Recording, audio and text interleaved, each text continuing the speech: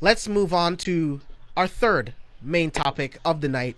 We're going to be talking about What If Episode 5, What If Zombies. Man, this episode was a trip, man. Like, I knew this episode was going to be dark, but I did not think it was going to be this dark. And you would think after the last What If episode with Doctor Strange that I would fully understand that Marvel does not care about my feelings and they are going to crush my heart in every way that they possibly can. So, how this What If event happens is that when Hank goes into the quantum realm to find Janet, she is infected with a quantum virus that gives the effects of a zombie.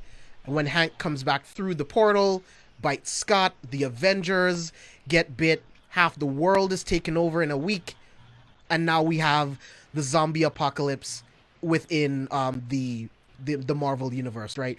So I love how all of this happened. Hulk, from the events of Infinity War, was beamed from Heimdall back to Earth into Doctor Strange's sanctum. No one's there. So let's get into the episode. That's pretty much like the whole crux of this entire story is that the team, Spider-Man, Okoye, Bruce Banner, and a couple other people, Hope, a couple other people there, they're trying to get to this military base where Captain America actually started his training. So I thought that was really, really cool. Camp Lehigh, I believe, is the name of it. But they have to go there to find this cure, to find a potential cure in order to try to reverse all this process. So I want to get your favorite moments from the episode because there were so many amazing moments, so many crazy reveals of our favorite Avengers as zombies. So Abe, I'm going to toss it to you and I want to know some of your favorite moments. Okay, so I'm gonna go in order, of course.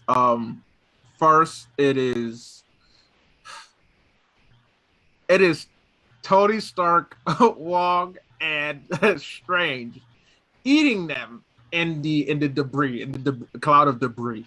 Then we go into the Okoye and how she took out Falcon with she cut that mug in half, boy. I was like, oh, okay, bet. Which was dope because she plays Michonne in The Walking Dead. Yeah, it's like, of course, she know what to do with a blade. She know what to do with a blade. Mm-hmm. My next favorite scene was then Bucky catching the shield and throwing it back. After that, it was then Hulk versus Scarlet Witch. It was also Hope throwing a zombie at them when they were in the quadrant. I thought that was absolutely hilarious. And then the final scene, zombie Thanos with an almost complete Infinity Gauntlet. In that exact order. Can I jump in and say that's just not fair? That's not fair. It's not. It's not fair. It's not. It's like, because you know what he's going to do with it? He's going to increase the human supply so that they can feed.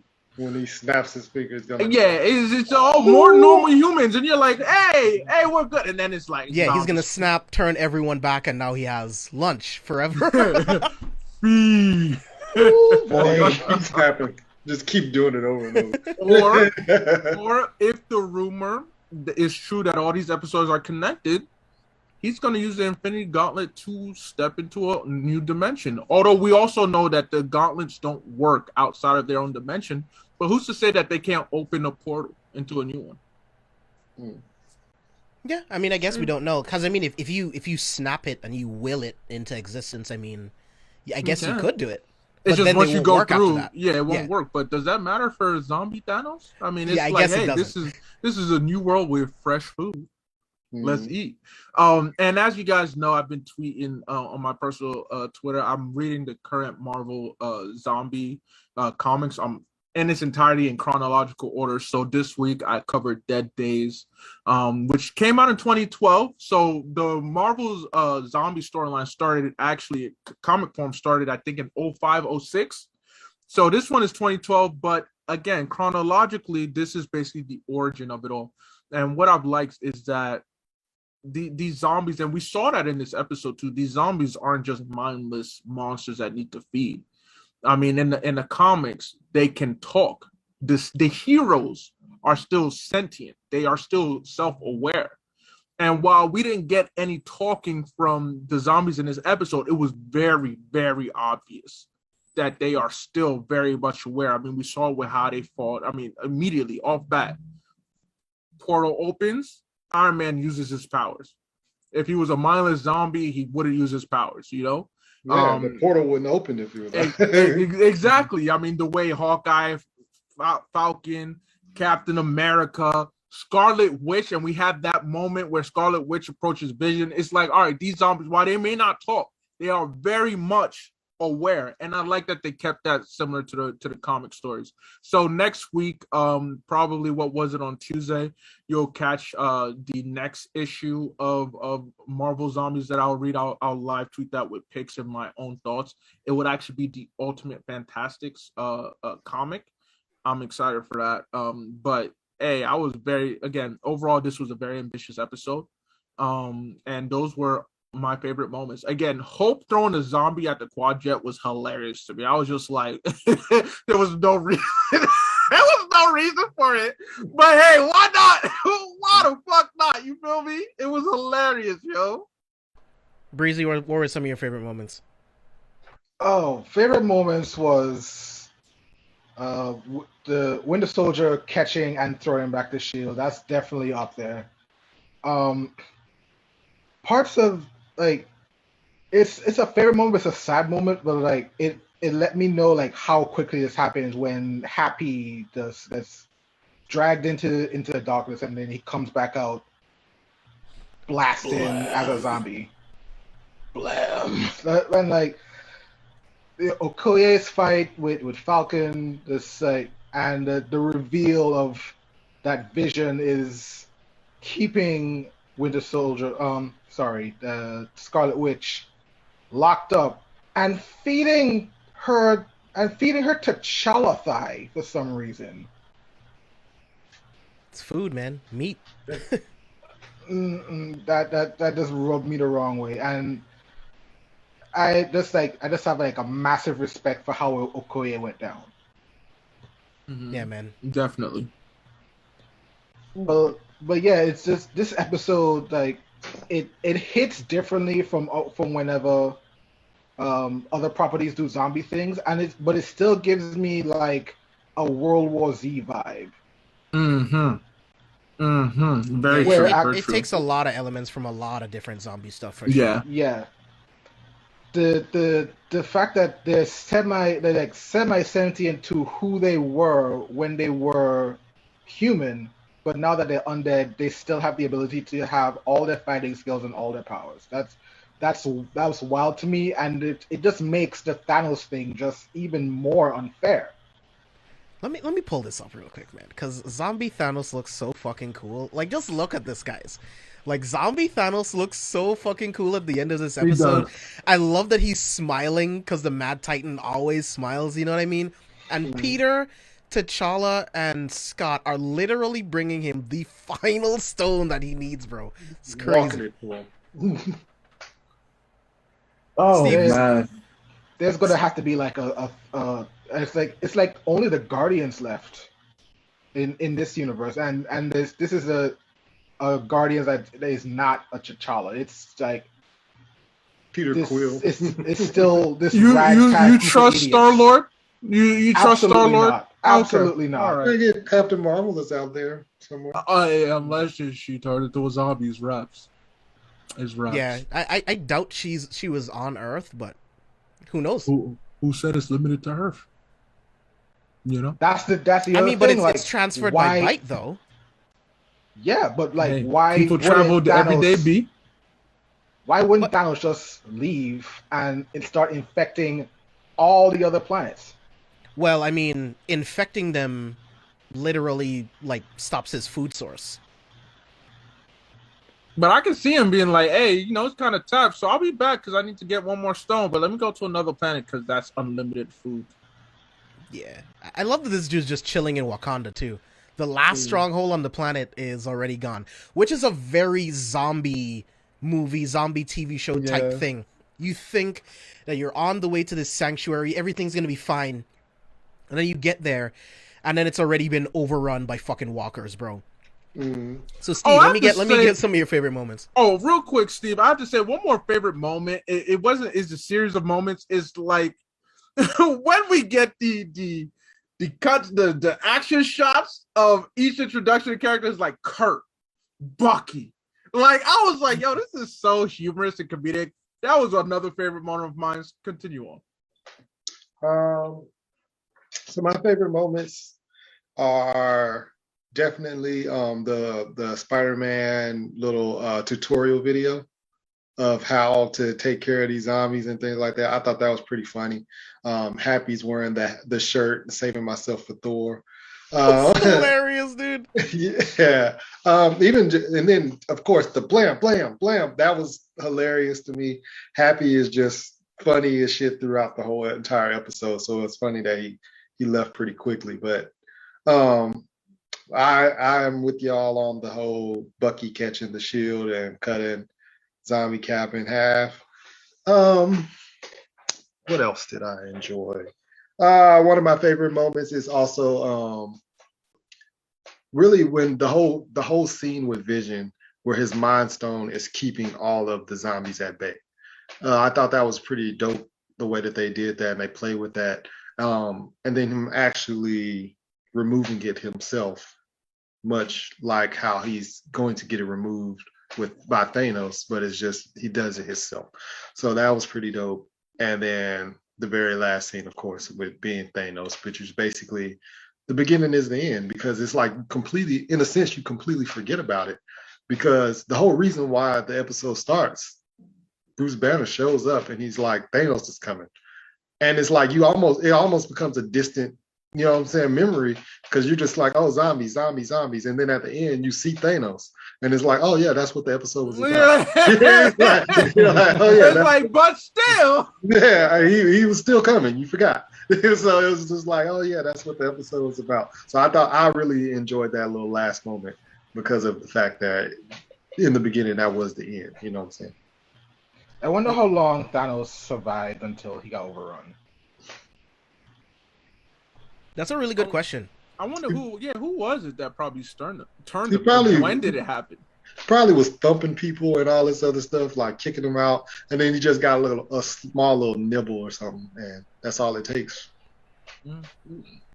Because we saw with Hope, like we don't know when she got it wasn't even a bite. It was like a little scratch. Yeah, because I mean, all you need is saliva, which would make sense actually. If she cut herself, wouldn't going inside of Hope and then Hope's like bodily fluids also cause infection? No, I'm not Hope. Sharon's. Yeah. I know what you meant. I don't know. I don't know if that's how it works necessarily, because it looks like these rules are kind of like Resident Evil, where it's like saliva or a scratch, right? Mm-hmm. So I think it's just a scratch that introduced like the virus into her DNA. Mm-hmm. Yeah, man. But this episode had a lot of great moments for me. Like, one of my favorite moments is just so simple. It's when Peter grabs Bruce right before he's about to be eaten, when Hope saves him. And I love their base of operations. I love that it's a bunch of like school buses like webbed together in like the middle of the city. I thought it was really, really cool. Getting to see Okoye was really, really dope. Watching her cut Falcon in half, it hurt my heart, but it was really cool to watch. Zombie Cap, I'm gonna pull that up right now. I thought that train sequence was really, really cool. Getting to see Zombie Cap versus Bucky, when Bucky says this is the end of the line. Oh man, that broke my heart, man. But watching him pick up the shield, thought that was sick. Much like you, Steve, with Peter pretty much vlogging how to survive the zombie apocalypse. That was very Zombieland.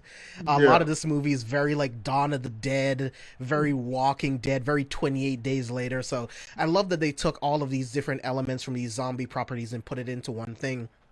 Once we got to the military base and we saw Vision, and we get that look from Vision that something is a little off, I was like, no, he's keeping Wanda alive and feeding her body parts. And then we get to the basement, and he's been feeding her whole people. He's been feeding her T'Challa's legs. So that was crazy. My favorite shot of the entire episode is this right here.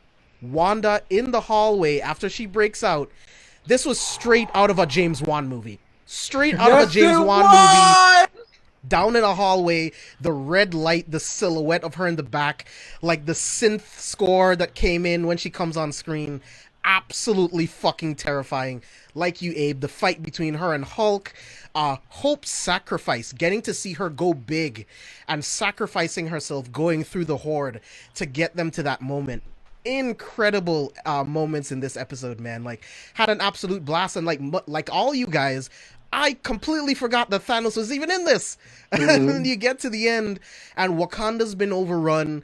Thanos is literally standing there waiting for Peter to bring him the Mind Stone. Incredible episode, man. Like, there's so much great shit that happened. I'm going to bring up this shot of Janet from the beginning. This honestly broke my heart. Right? When we find out about the quantum virus and she's patient zero, this broke my heart to see her like that. Man, but yeah, this was a really, really good episode. What If is doing bids right now. Like, they can't do any wrong. We still have Killmonger being saving Tony Stark. We still have to get Gamora we still have to get Gamora the Mad Titan. We're still getting the Vision. Ultron Vision episode. Which, JB, you've been speaking on that for a while. I went on IMDb, and the description of that episode, which is the last episode of the What If season, matched up with what you proposed.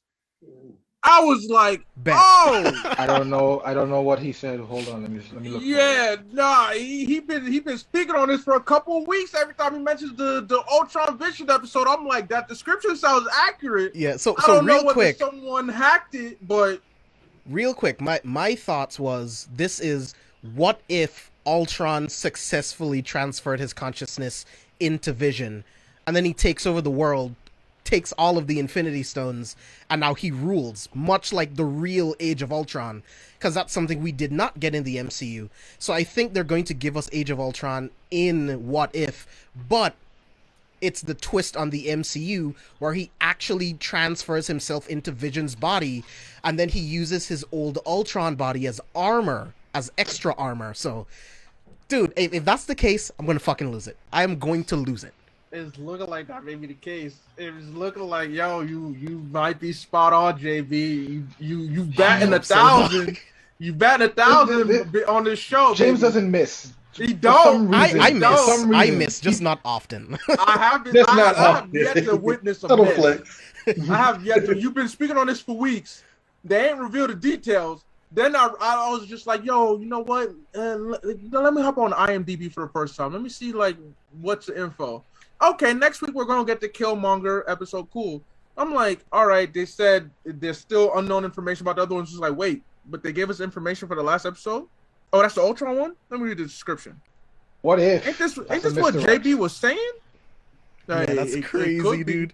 What if they IMDb is lying? They'd be like, JB been talking too much. We don't want him to be right, so let's just say it is, but then we going like Wikipedia, registered users can update IMDb, so I don't follow it that often, honestly. But yeah, man, I hope that's the case. I hope Gamora becomes like the Mad Titan, simply because, like, I don't know, maybe Thanos died on Titan, like some of his other people. He died on Titan, and she had the same ideology. What if Gamora had Thanos' ideology?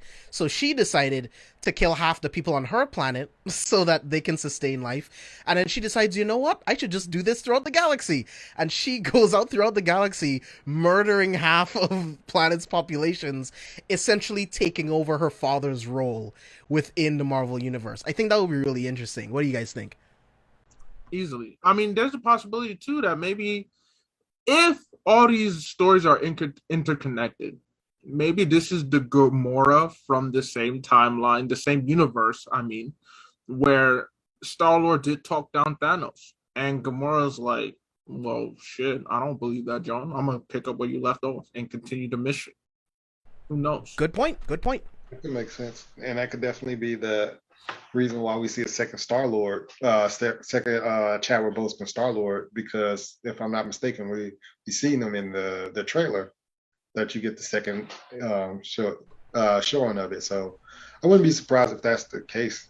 And then also you have, I guess you're supposed to have the second coming of Captain Carter and evil Doctor Strange supposed to somehow run into each other, or yeah, unless. We'll see.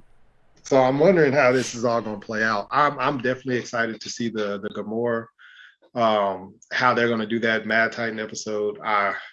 I really want to know how they're going to do this Killmonger Iron Man joint. This was the one that I've been looking forward to since the first trailer. I just want to see how that's going to play out. I actually watched the first Iron Man yesterday because I was like preparing myself for this episode that's coming out. So I'm excited to see how this is going to turn out.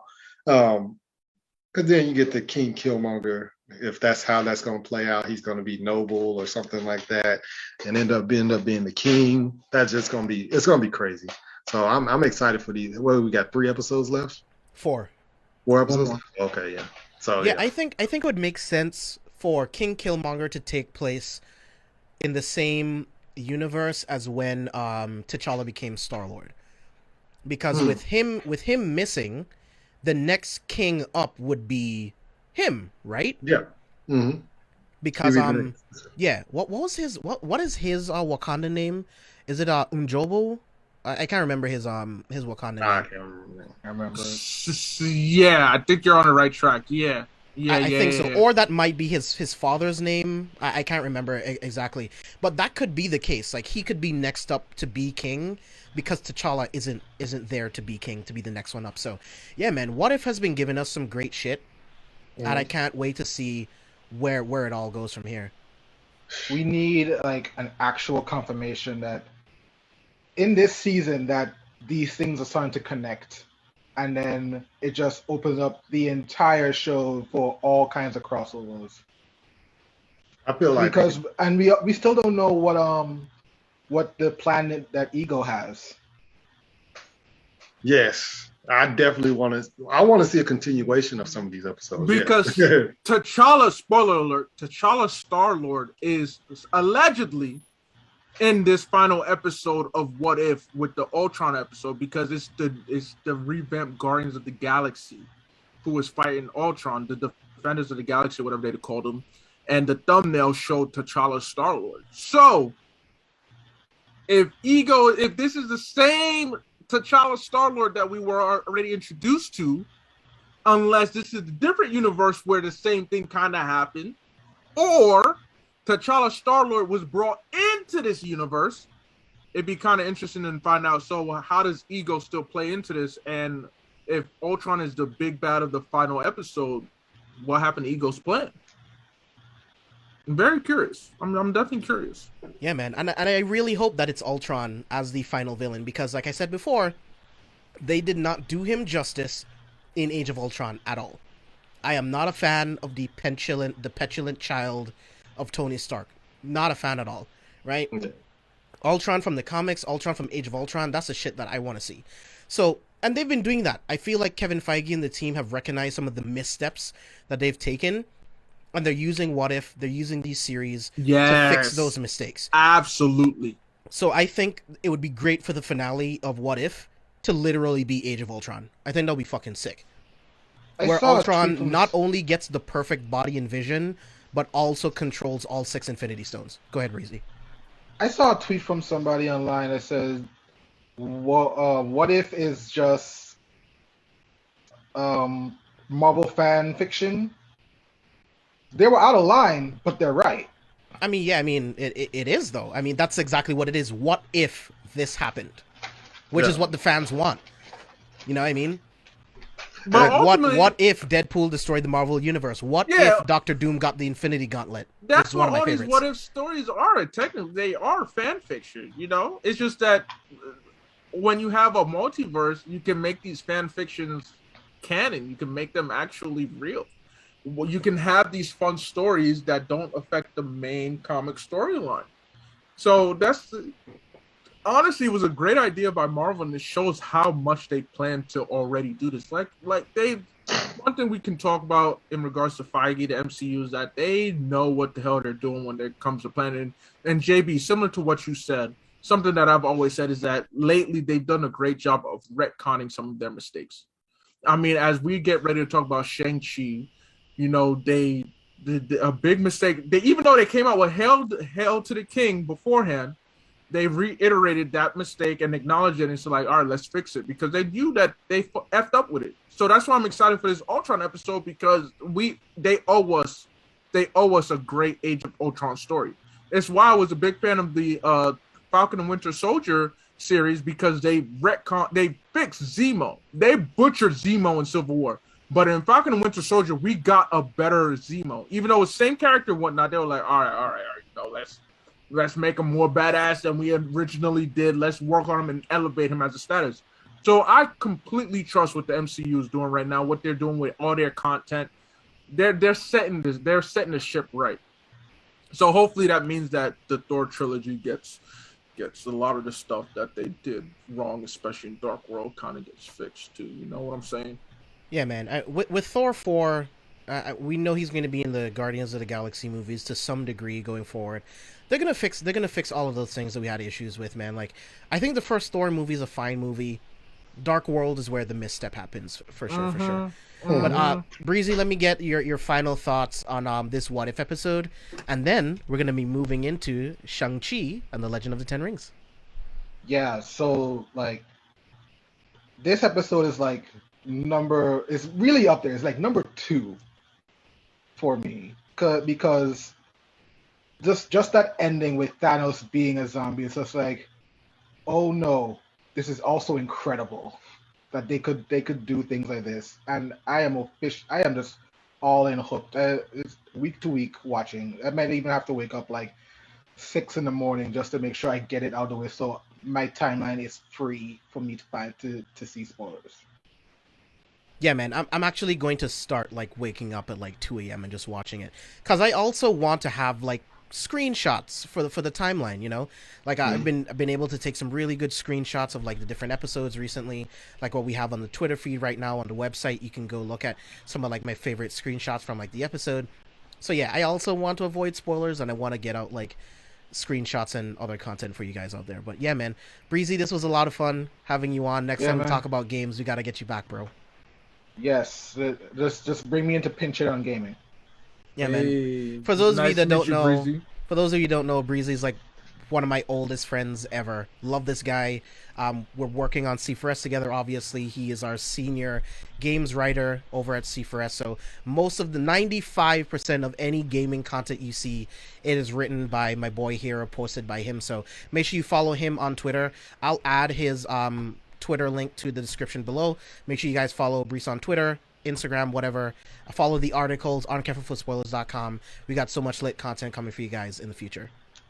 Yeah, man. I'm thinking I'm doing at least one more of the what is explainer articles. I haven't decided which one it is yet. It depends on what information else what other information I can find that would help people like understand what game they should be looking out for.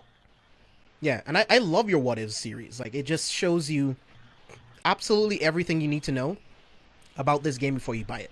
So go check out Breezy's What Is series on the website. There's like, I don't know, like 4 or 5 at this point. So go and check them out. Super cool deep dives on these games. So yeah, head over there.